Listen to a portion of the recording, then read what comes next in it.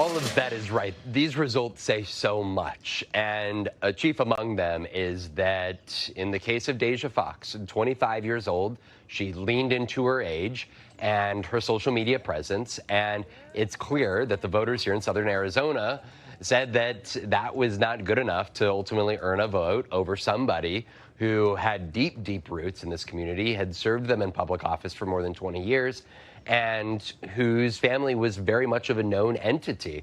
This is for Adelita Grijalva, who pulled off that massive victory last night. This was a message that here in the greater Tucson area across southern Arizona, that her father, Rahul Grijalva, who in conversation with her yesterday, she made clear to me that he won 11 terms in a row for a reason, and that was because he was a proven progressive who was willing to go and fight in Washington, D.C. on behalf of the people of this greater community. And ultimately, it was that message that rang through. Deja Foxx would have been the youngest woman ever to serve in Congress, the second Gen Z candidate. She had amassed a massive social media following, but ultimately that national recognition was not enough to sway voters in this community that she should go serve them in Washington, D.C. And undoubtedly, there was a lot of attention, we should be clear, on this race because of Deja Foxx and her social media presence. And she was a reproductive rights advocate, and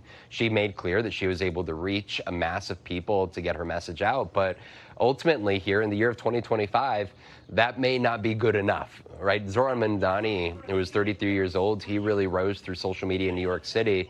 But there were folks last night to me at the Adelita Grijalva Watch Victory Party who were saying to me, look, Zohran Mamdani is different. He was a fixture in his community for a long time. He was serving in the state assembly, and that his case does not apply necessarily to this one. So I think that these results last night will send a message that still that grassroots organizing and deep experience in history really do mean something in our politics today still.